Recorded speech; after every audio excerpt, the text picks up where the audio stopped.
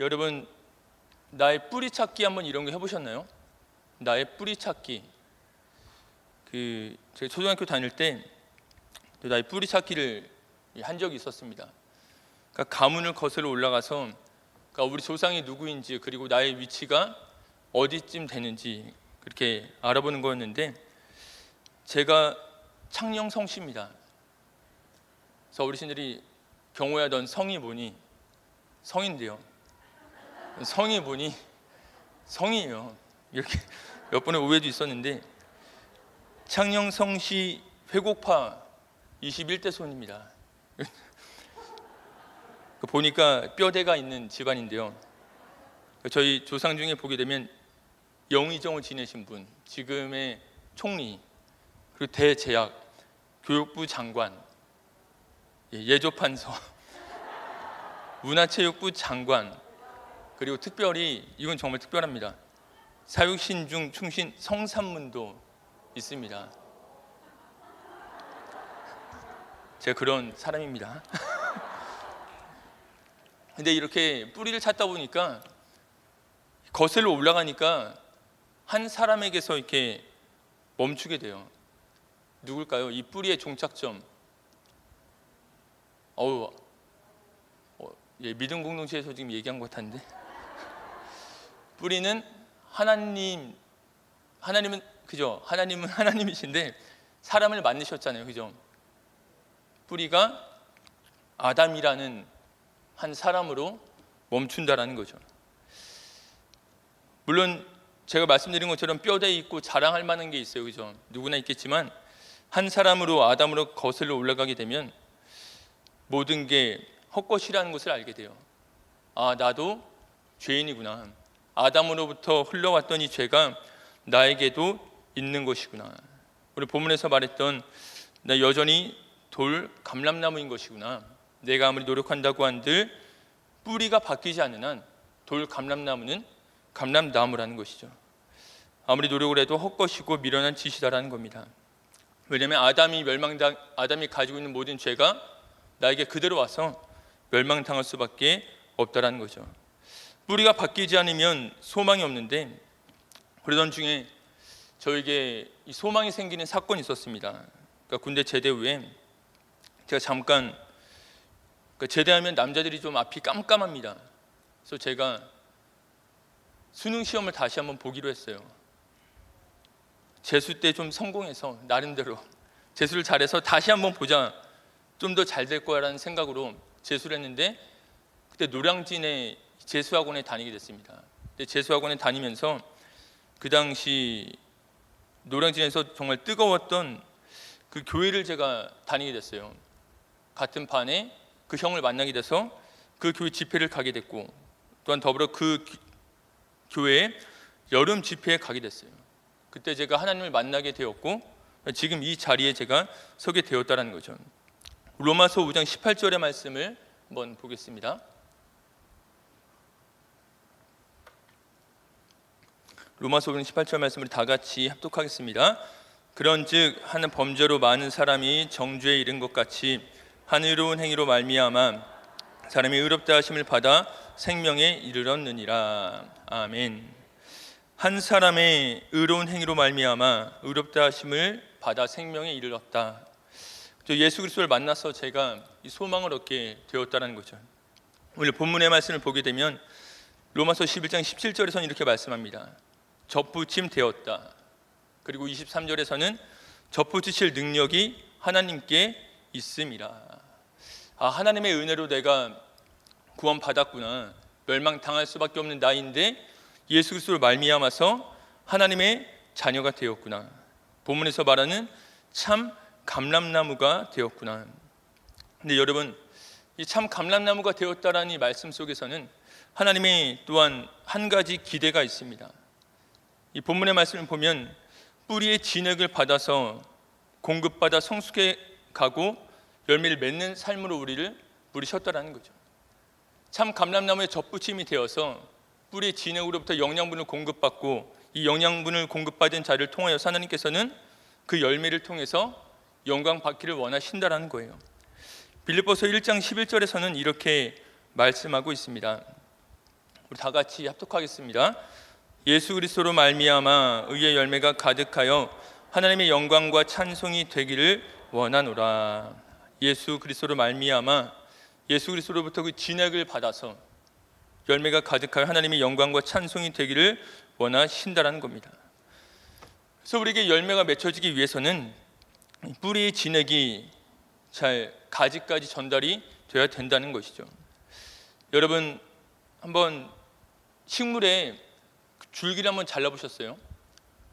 이 과학 시간에 맨날 뭐 팔을 다듬으시고 다 하지만 이 다듬으시면서 뭐 자세히 보지 않으셨죠? 그러니까 줄기를 자르면 이게 있어요. 이 줄기에는 물관이 있습니다. 물관이 뭐냐면 식물의 물과 무기양분의 이동 통로라는 거예요. 그러니까 뿌리털에서 양분을 받으면 뿌리의 물관으로 이어지게 되고 줄기의 물관으로 이어지게 되고 잎으로 이어지게 된다는 겁니다. 그래서 뿌리의 진액이 그 양분이 가지까지 잘 전달이 된다는 것입니다. 근데 이러한 연결, 뿌리부터 가지까지 연합을 생각해 보면 여러분 어떤 말씀이 생각나세요? 뿌리에 있는 양분이 줄기를 타고 가지까지 가서 귀한 열매를 맺었다. 이 이야기만 들으면 딱 이 말씀이 생각이 날 겁니다. 나는 포도나무요, 너희는 가지다. 그래서 요한복음 15장 4절에서 6절 이 말씀이 생각이 나는데 우리 한번 요한복음 15장 4절에서 6절을 우리 다시 한번 우리 합독하겠습니다. 시작.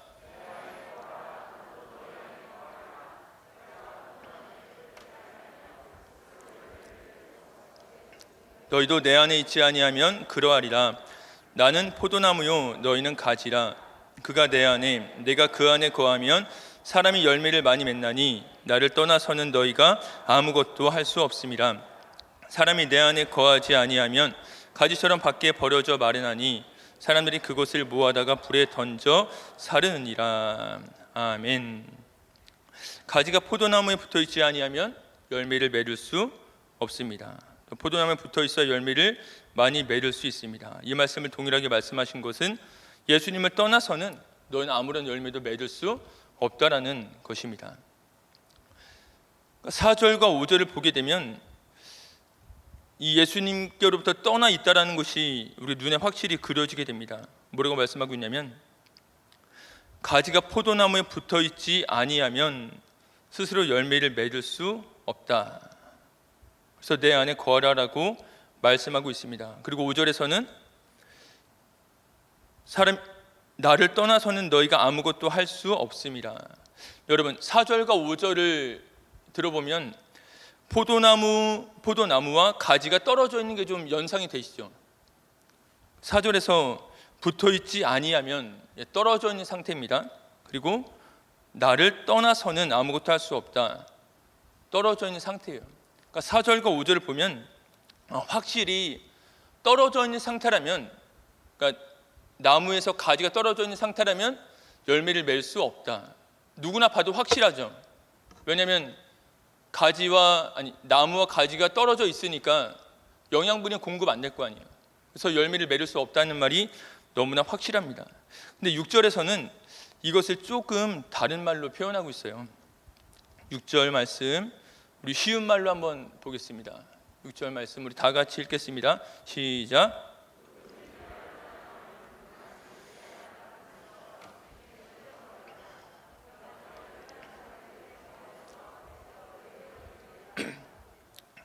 예, 그렇습니다. 6절에서는 이렇게 말해요.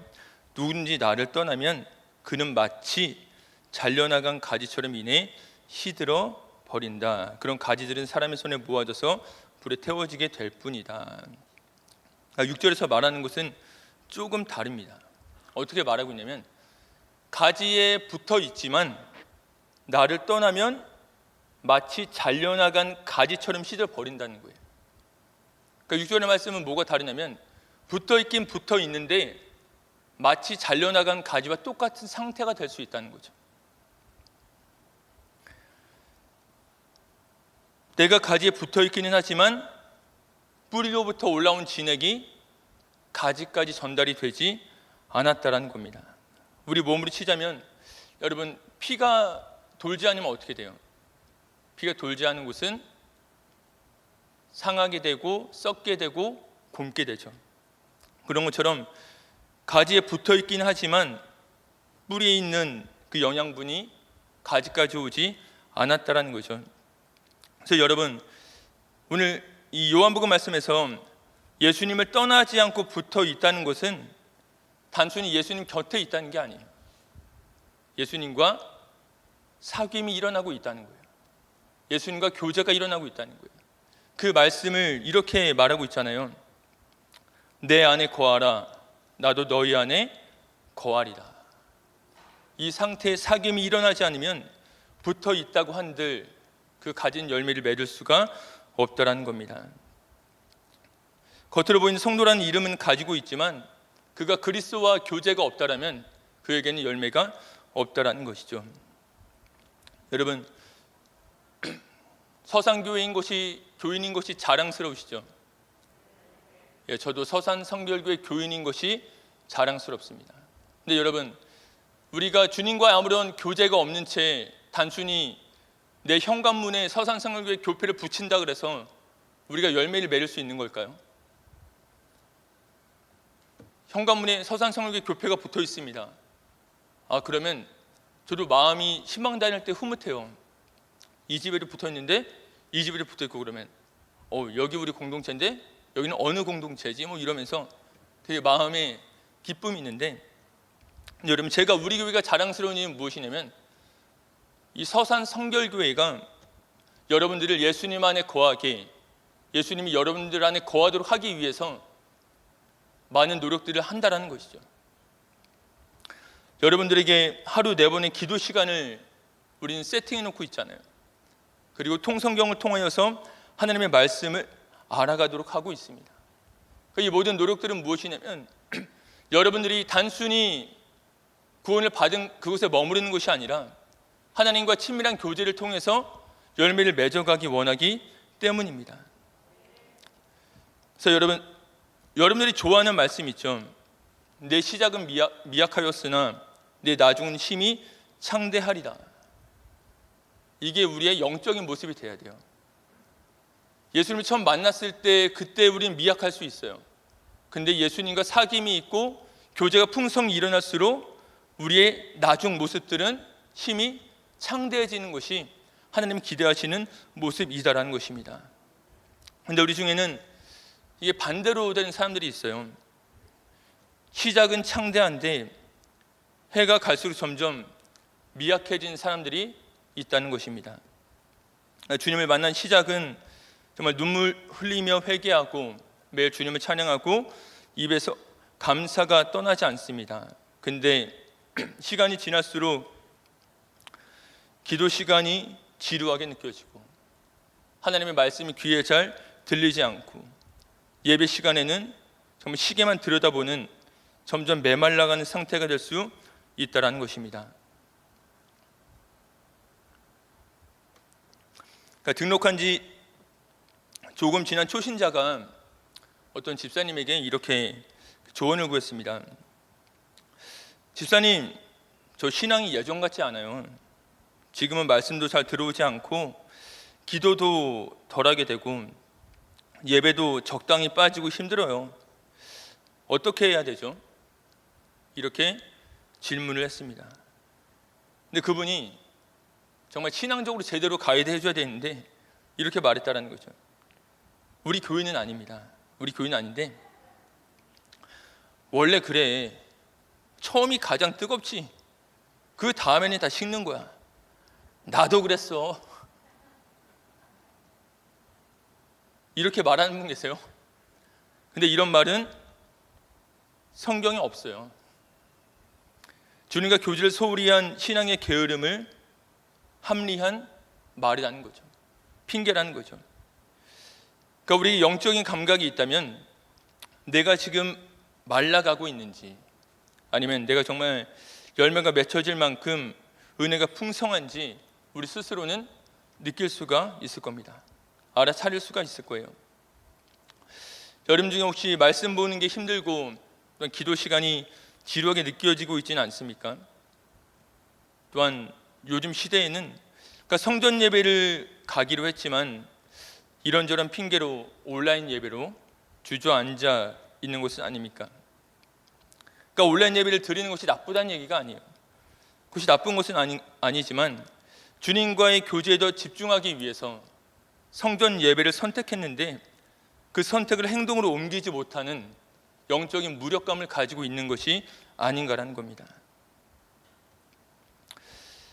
여러분, 신기하게요, 우리의 과거를 뒤돌아보면 우리 신앙에 그런 어려움이 있을 때 보게 되면 증상과 치료 방법이 같은 것을 보게 돼요. 그러니까 뭐냐면 주님과의 이제 메말라가는 신앙의 모습일 때 기도 생활과 말씀 생활이 줄어듭니다. 희미해집니다. 근데 우리를 살리는 방법은 또 뭐예요? 기도 생활과 말씀 생활을 회복하는 거예요. 왜냐하면 기도와 말씀이 하나님의 진액을 끌어들이는 받는 수단이 되기 때문입니다. 그래서 이 두 가지 적용을 제가 말씀을 드릴게요. 첫 번째로 예수님의 기도 생활을 본받으십시오. 우리 한번 띄워주시겠어요?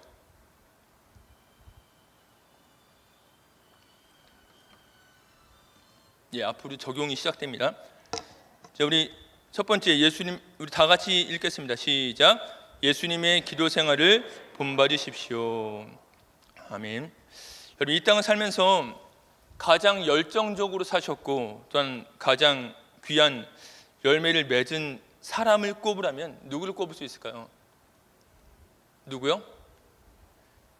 보통 사이드에서만 얘기가 나오고 가운데에서는 저만 바라보고 계시는 것 같습니다. 바로 예수님이라고 말씀드릴 수 있습니다. 또 그분은 새벽과 미명, 밤에 새벽 미명과 밤에 기도하셨습니다. 또한 그리고 무리를 떠나서 홀로 골방을 찾아 기도하셨습니다. 그러니까 사람들이 예수님을 찾아왔습니다. 그리고 예수님께서는 그 사람들에게 천국 복음을 전해주셨고 약한 것을 고쳐주셨고 귀신을 내쫓아 주셨습니다. 그러니까 예수님은 한시도 메마른 장작더미와 같은 삶을 살지 않으셨다라는 거예요. 매 순간마다 하나님께 열매를 드리기 위한 충족한 상태에 계셨다라는 거죠. 마가복음 1장 35절에서 37절을 보도록 하겠습니다. 우리 다 같이 합독하겠습니다. 시작.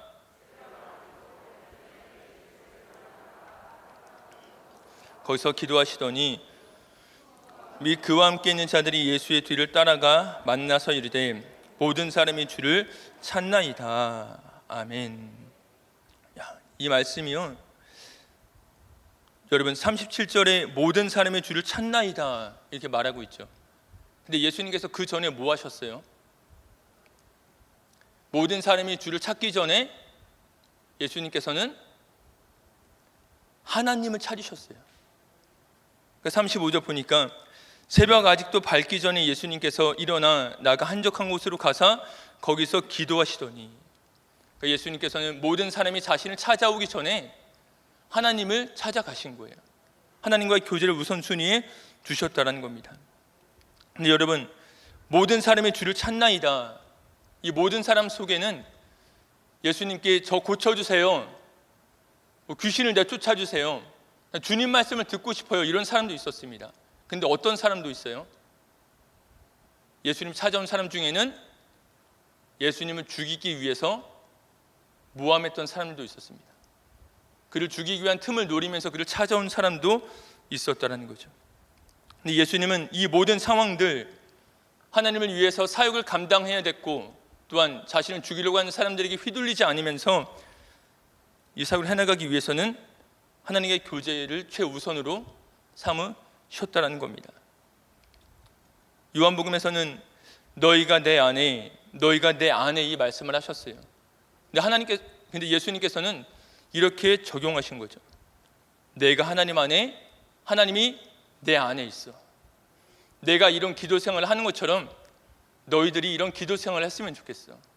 너희가 내 안에, 내가 너희 안에 있는 기도 생활을 한다라면, 그런 교제가 풍성하다라면 너희는 메마른 장작과 같이 않을 것이고 하나님을 위한 열매를 드릴 수 있을 거야. 이 말씀을 하고 계시다라는 거죠. 여러분, 메말라 가고 계세요? 한번 자신을 점검해 보세요. 여러분, 기도 생활이 어떠세요? 말씀 생활이 어떠세요? 여러분들 드린 예배가 어떠세요?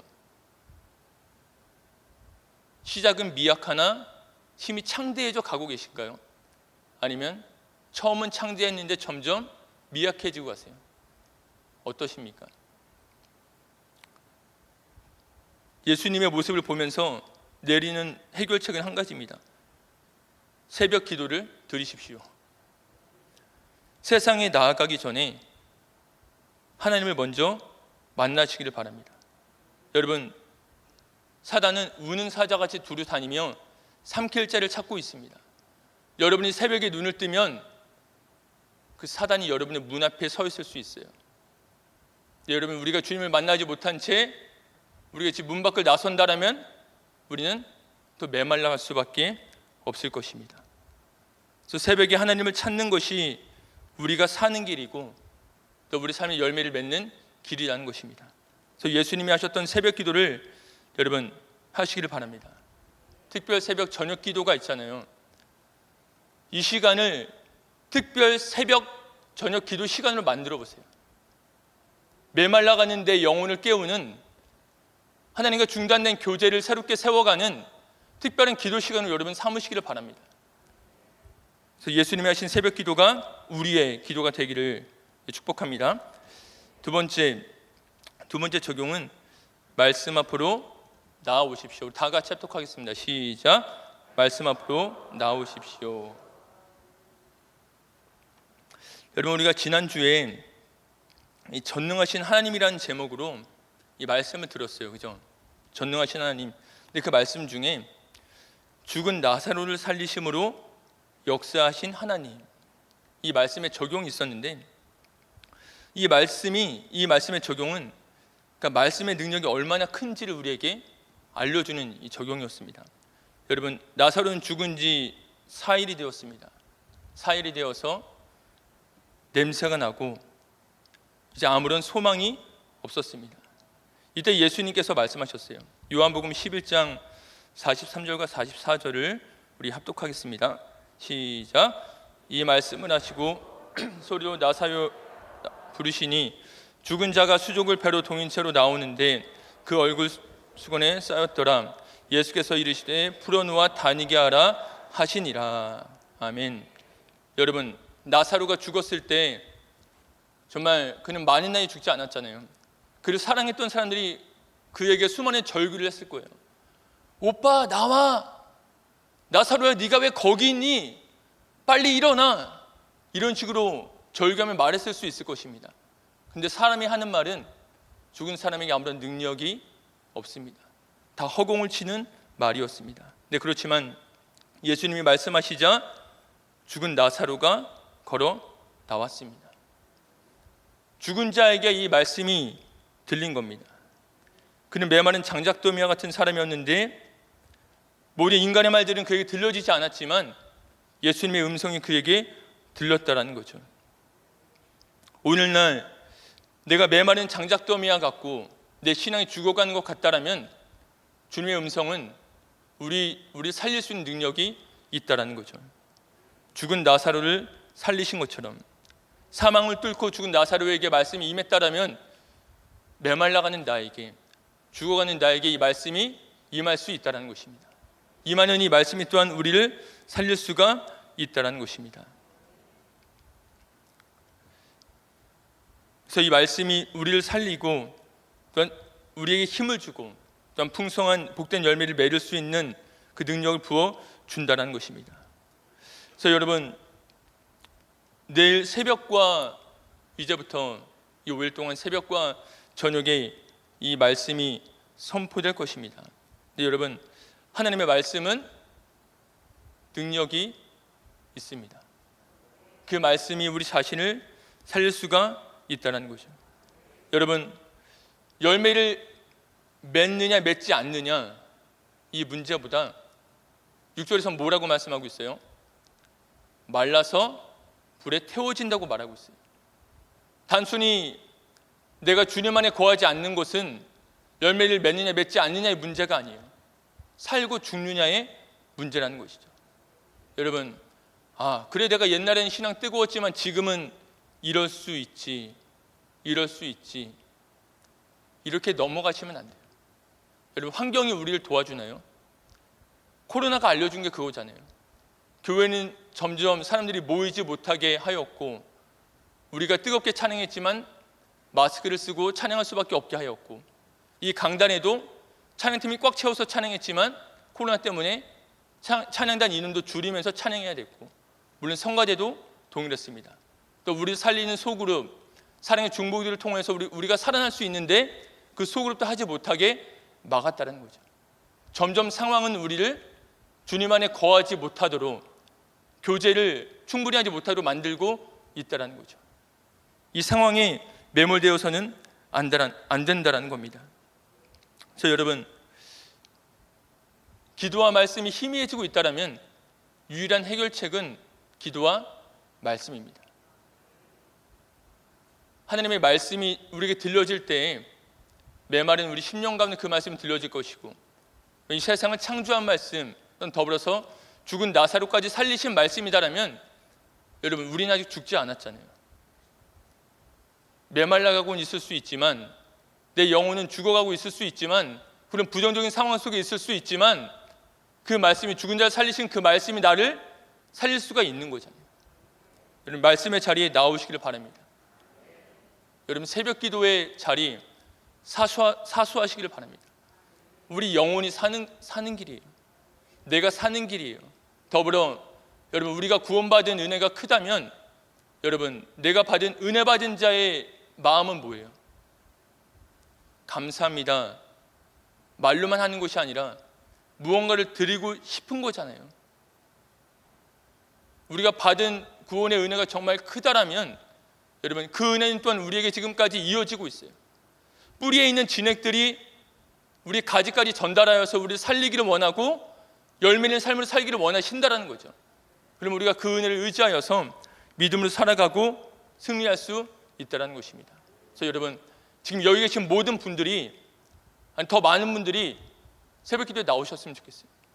더불어 부르짖으면서 내가 살고 사는 것뿐만이 아니라 더욱 하나님께 영광 올려드리는, 열매 드리는 삶을 사시기를 바랍니다. 그리고 그 말씀의 능력이 어떻게 나를 살리는지 체험하셨으면 좋겠습니다. 그리고 말미암아서 내가 살 뿐만 아니라, 우리 교회는 어떤 교회예요? 찾아오는 영혼을 살리는 교회입니다. 그 역할까지 감당할 수 있는 우리 모든 여러분들 되시기를 바랍니다.